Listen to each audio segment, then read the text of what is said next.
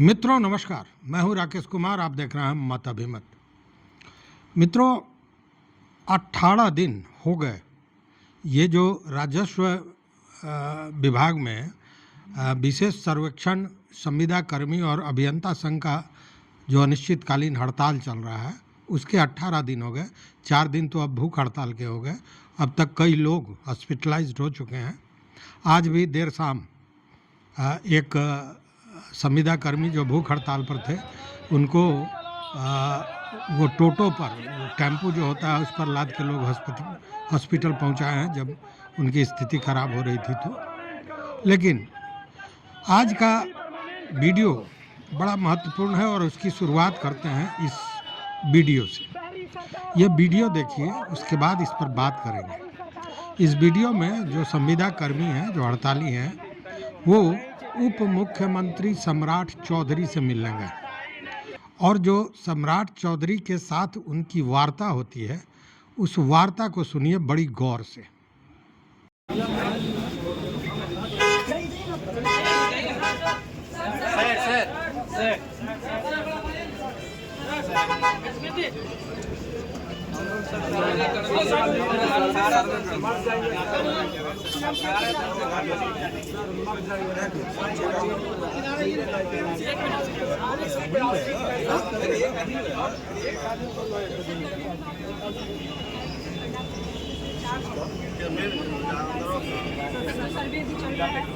तो आधार लोग काम करने लोग दिया तो आधार लोग काम करने लोग दिया तो आधार लोग काम करने लोग दिया।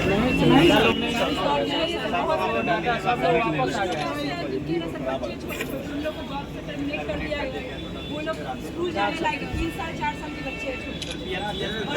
4-5 लोग बताया कि कई लोग वापस आ गए।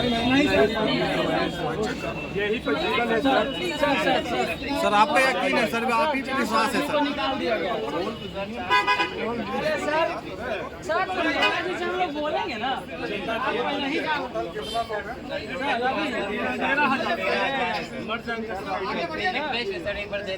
एक बार इस पर ध्यान 16 तारीख से धरना पे बैठे सर। नहीं सर, हाँ सर, हम 28 तारीख से टीएमसीएच में बैठे सब लोग 4 लोग। तो देखा आपने इस वीडियो में क्या कहा जा रहा है। वो पूछते हैं कि आधा लोग तो वापस आ गए ना। अब केवल यही शब्द एक जो सम्राट चौधरी ने वार्ता के क्रम में पूछा है, पूछा नहीं है, बताया है कि मतलब उनको तो जानकारी दी गई है कि आधे लोग वापस आ गए। यह उन सारे आरोपों को सिद्ध करता है जो संविदा कर्मी लगातार लगा रहे हैं कि जो ये पदाधिकारी हैं राजस्व विभाग के, वो सही बात पहुंचने ही नहीं दे रहे हैं। और कल भी मैंने कहा था कि आश्चर्य की बात है कि इतने के बावजूद ये जो हड़ताली हैं इनको कितना विश्वास है नीतीश कुमार पर कि कहते हैं कि अगर नीतीश कुमार के पास ये बातें पहुंच जाएं तो निश्चित रूप से समाधान निकल जाएगा। लेकिन यह बात वहां तक पहुंचती नहीं है और वही स्थिति, या यूं कहे कि यह जो आरोप है इस आरोप को सिद्ध कर दिया सम्राट चौधरी के एक वाक्य ने कि आधे लोग तो वापस आ गए हैं। मतलब कि यह बताया जा रहा है पदाधिकारियों द्वारा कि यह हड़ताल चलने वाला नहीं है, हड़ताल टूट गया है, बहुत से लोग वापस आ गए। कल एक पत्र भी जारी किया गया था, उस पत्र को हमने पूरी तरह आपको कल बताया था। उस पत्र में भी कहा गया था कि 4000 से ज़्यादा लोग वापस आ गए और उसके बाद यह भी बताया जा रहा था कि जो हड़ताली हैं वो हड़ताल से वापस आने वालों को धमकी दे रहे हैं, उनके साथ ज़बरदस्ती कर रहे हैं। ऐसी बातें उस पत्र में लिखी गई थी और उसके साथ ही वापस आने के मियाद को बढ़ाया गया था, मतलब समय को बढ़ाया गया था। जो आपको याद होगा पहले 30 तारीख को 5 बजे तक का समय दिया गया था, उसको अब बढ़ा के 3 सितंबर कर दिया गया है कि इस बीच में जिसको भी आना हो आ जाए वापस, अन्यथा कार्रवाई होगी और उसके बाद इस समय का विस्तार नहीं किया जाएगा। एज इफ कि इन लोगों ने निवेदन किया हो कि भैया थोड़ा डेट बढ़ा दो, हम लोग वापस आना चाहते हैं, इस तरह से वो पत्र लिखा गया था। कल एक वीडियो हमने और भी दिखाया था जिसमें संघ के नेता हाथ जोड़कर निवेदन कर रहे थे कि मित्रों जो चले गए हैं वो वापस आ जाए, और उसमें भी उन्होंने भी बताया कि कुछ लोग गए हैं जिसमें से बहुत से लोग वापस आ गए। बस यही था, थोड़ा मनोबल टूटता है कि इतना लोग जो चले गए हमारे साथी वो आ जाइए, आप हमारे ही अंग हैं, आपकी मजबूती हमारी वार्ता को सफल करेगी। अब जो लोग वापस आ गए हैं, वैसे मुझे लगता है कि दर्जनों स्क्रीनशॉट्स मेरे पास भेजा गया है जो लोग ज्वाइन कर लिए थे और फिर वापस हड़ताल में शामिल हुए हैं, जिन्होंने दोबारा मतलब हड़ताल से वापस जाने के बाद फिर हड़ताल पर आने के पूर्व जो पत्र लिखा है अपने बंदोबस्त पदाधिकारी को, जो सूचना दी है, उसका स्क्रीनशॉट भेजा है। और उसके साथ ही सबसे बड़ी बात है कि कुछ पदाधिकारियों का, जैसे भोजपुर के बंदोबस्त पदाधिकारी ने निदेशक भू अभिलेख एवं परिमाप निदेशालय को एक पत्र भेजा है जिसमें लिखा है कि जो कर्मी वापस आ गए थे उसमें से 57 लोग फिर 1/9 से मतलब 1 सितंबर से वापस हड़ताल पर चले गए हैं, इसकी सूचना उन्होंने दी है। उसी तरह ये पत्र आप देख रहे हैं ना, ये पत्र और उसके साथ ये सूची, ये सब बंदोबस्त पदाधिकारी भोजपुर का लिखा गया पत्र है जो उन्होंने निदेशालय को लिखा है। उसके साथ ही दरभंगा की अगर बात करें तो दरभंगा का भी पत्र यह देख लीजिए जिसमें से 31 लोग वापस आए हैं। उसके बाद ये जो पत्र है ये गया का पत्र है। मतलब हर जगह जहां लोग वापस चले गए थे अपने काम पर, जब स्थिति अपने दोस्तों के, अपनी भाइयों के, अपने बहनों का देखा है उन्होंने कि किस तरह लोग परेशान हैं, और भूख हड़ताल पर जो व्यक्ति बैठा है केवल अपने लिए तो बैठा नहीं है, वो पूरे समाज के लिए, समाज मतलब सारे संविदा कर्मियों के हक के लड़ाई के लिए बैठा है, अपनी जान दांव पर लगा दिया है। वैसी स्थिति में लोग कहीं ना कहीं इस बात को महसूस कर रहे हैं और वापस आ रहे हैं। लेकिन आना जाना तो लगा रहेगा, ये बहुत बड़ा मुद्दा नहीं है। ठीक है, इसको भुनाने का प्रयास विभाग जरूर कर रहा है कि इसके द्वारा यह संदेश दिया जाए कि हड़ताल में दम नहीं है, हड़ताल टूट गया है या टूटने की स्थिति में है। लेकिन आज की स्थिति भी यही है कि आप देख लीजिए, भीड़ जस के तस बनी हुई है, जबकि जत्थों में ये हड़ताली जत्थों में 20-30 के जत्थे में लगातार भ्रमण करके और जो संबंधित नेता हैं या किसी भी दल के नेता हैं उनसे भी मिल रहे हैं। और इसी क्रम में आज ये जो हड़ताली हैं वो लोग जाके मिले उप मुख्यमंत्री सम्राट चौधरी से, जो वित्त मंत्री भी हैं।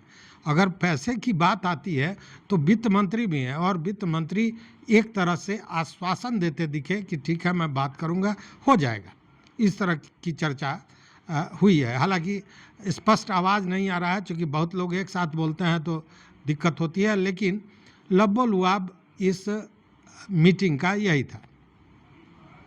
उसके अलावा आपको याद होगा कि पूर्व में जब इन लोगों की बहाली, बाद वाला बहाली 24 का बहाली हुआ था, उस समय राजस्व एवं भूमि सुधार मंत्री थे दिलीप जायसवाल, जो आज के दिन में भाजपा के प्रदेश अध्यक्ष हैं।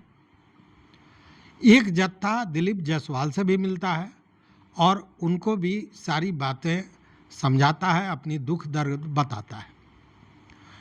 उसके अलावा जदयू के नेता से भी भेंट होती है। कांग्रेस के जो नेता बिहार के कन्हैया कुमार को भी जाकर अपना मांग पत्र दिया गया है।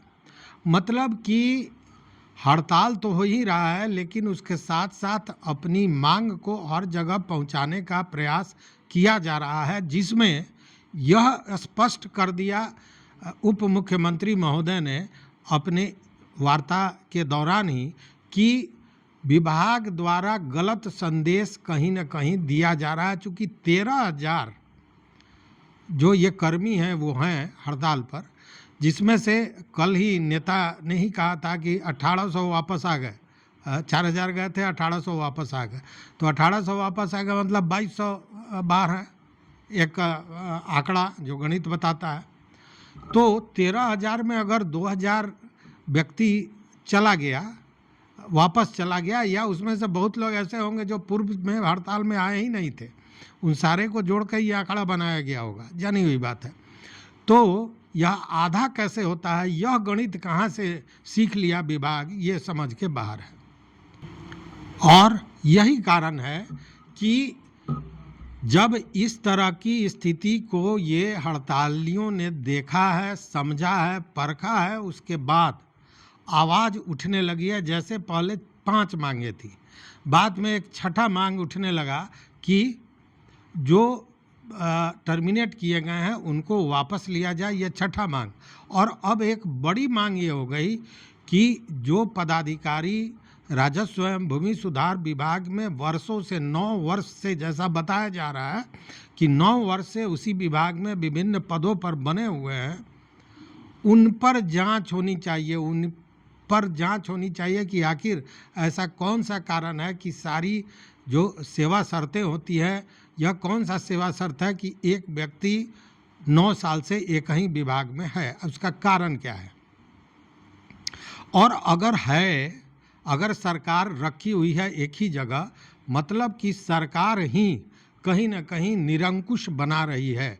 और यही कारण है शायद कि नीतीश सरकार को हमेशा इस बात का आरोप नीतीश सरकार पर लगता रहा है कि उन्होंने ब्यूरोक्रेसी को बढ़ावा दिया है, अफसरशाही बढ़ गई है, किसी की बात कोई सुनने को तैयार नहीं है, जो अधिकारी चाहते हैं वही होता है। और यह चीज़ आपने देखा होगा, हालांकि के पाठक का चरित्र दूसरा था। के पाठक जो शिक्षा में भी थे, राजस्व विभाग में राजस्व परिषद के अध्यक्ष भी थे, तो उन्होंने भी जब वो शिक्षा विभाग में थे, और आपको याद होगा कि स्कूल का समय सारणी उन्होंने बदला था, इसको लेकर सदन तक में मुख्यमंत्री ने ये कहा था कि टाइम फिर पुनः वापस उसी तरह 9 से 4 हो जाएगा। लेकिन अपने रहते हुए के पाठक ने उसमें कोई बदलाव नहीं किया था। मतलब सरकार की बात को भी के पाठक ने नहीं माना था। हालांकि उन्होंने जो किया था वो नियम के आधार पर किया था। चूँकि के पाठक पर 2 चीज़ें तो है, एक तो ये कि नियम के विरुद्ध वो काम नहीं करते हैं, दूसरी बात उन पर कभी किसी आर्थिक मामलों को लेकर कोई आरोप नहीं लगा। विशुद्ध, ईमानदार, लेकिन कड़क पदाधिकारी। लेकिन उस समय यह बात जरूर उठी थी कि अफसरशाही कितना हावी है कि मुख्यमंत्री की बात को भी नहीं मानता है। और जब तक वो शिक्षा विभाग में रहे, यह बात भी सही है कि उन्होंने कोई बात नहीं मानी। उन्होंने, उनको जो करना था उन्होंने वही किया। लेकिन यहाँ तो मामला अब दूसरा है इन पदाधिकारी के साथ। चूँकि के पाठक तो 6 महीना में ही उनको विभाग बदल दिया जाता था, यहाँ तो 9 साल से एक ही जगह पर कोई अगर व्यक्ति पड़ा हुआ है तो उसका 2 ही कारण है। उसका एक कारण यह हो सकता है कि उसके अलावा बिहार में कोई वैसा पदाधिकारी नहीं है जो उस पद को देख सके, या फिर सेवा शर्तों का कोई माने मतलब नहीं है, जिसको जहाँ रखना है वहाँ रखिए। जो भी हो कारण, जो भी हो कारण, चूँकि हम जांच अधिकारी तो है नहीं कि कारण हम कुछ बताएं, लेकिन जो चीज़ें निकल कर आ रही हैं वो ज़रूर अचंभित करने वाली हैं। और यह उन्हीं के विभाग के ये जो कर्मी हैं, जब इनके साथ इस तरह की परिस्थितियां पैदा होती चली गईं, और जो इनका डिमांड था, या फिर यूं कहें कि पदाधिकारियों ने अपने स्तर से ही सारे चीज़ों को घाल मेल करके चाहा कि इस आंदोलन को समाप्त कर दें, जिसकी भनक, जिसका अंदाज़ा इन कर्मियों को था, उसके बाद यह आरोप उठने लगा है। या यूं कहें कि 7वां मांग ये बड़ा मांग हो गया है। कई लोगों ने कहा है, आपने कई वीडियो देखा होगा जिसमें ये लोगों ने कहा है कि उनकी जांच होनी चाहिए। एक व्यक्ति ने तो कहा कि सीबीआई की इंक्वायरी होनी चाहिए कि आखिर एक ही व्यक्ति क्यों इतने दिनों से यहाँ पड़ा हुआ है। तो स्थितियाँ यही बनी हुई है। अब देखना यह है कि सम्राट चौधरी, कल आपको याद होगा कि उप मुख्यमंत्री विजय सिन्हा से भी लोगों ने मिला था, उन्होंने भी आश्वासन दिया था, और आज सम्राट चौधरी ने भी आश्वासन दिया है। सम्राट चौधरी मतलब भाजपा के सबसे कद्दावर नेता आज के दिन में बिहार में, जो एनडीए की सरकार है उसमें भाजपा भी एक मुख्य घटक है। उस स्थिति में देखने वाली बात है कि जैसा उन्होंने कहा है कि सब ठीक हो जाएगा, तो क्या ठीक होता है, क्या इस पर सुनवाई होती है, कोई कार्रवाई होती है। चूँकि उनको भी अंदाज़ा ये हो गया होगा कि जो कहा गया है विभाग द्वारा कि आधा लोग वापस आ गए हैं, वो लोग नहीं आए हैं। अगर वो इस चीज़ को देखते हैं तो, इस चीज़ की जानकारी लेते हैं तो, लेकिन नेता हैं, अब कहीं भूल जाएं तो दूसरी बात है। क्योंकि काम बहुत होता है, पूरे देश पूरे राज्य का भार कंधे पर लेकर घूम रहे हैं, लेकिन उनको यह भी देखना चाहिए कि उन्हीं के राज्य में, उन्हीं के शासन में 13,000 कर्मी जान जोखिम में डालकर हड़ताल पर बैठे हुए हैं अपनी मांग को लेकर। और सबसे बड़ी बात है कि 18 दिनों में सरकार या विभाग की ओर से एक भी व्यक्ति इनसे वार्ता तक करने को तैयार नहीं हुआ।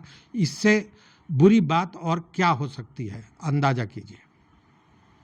देखते हैं कल क्या होता है।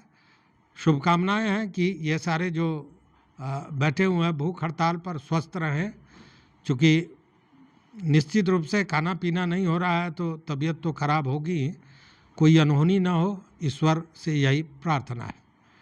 तो इस वीडियो में बस इतना ही। देखते रहिए मत अभिमत। मित्रों, चैनल पर नए हो तो सब्सक्राइब कीजिए, लाइक कीजिए, दोस्तों के साथ शेयर कीजिए और अपना विचार जरूर दीजिए। बहुत बहुत धन्यवाद। कोटिशः आभार।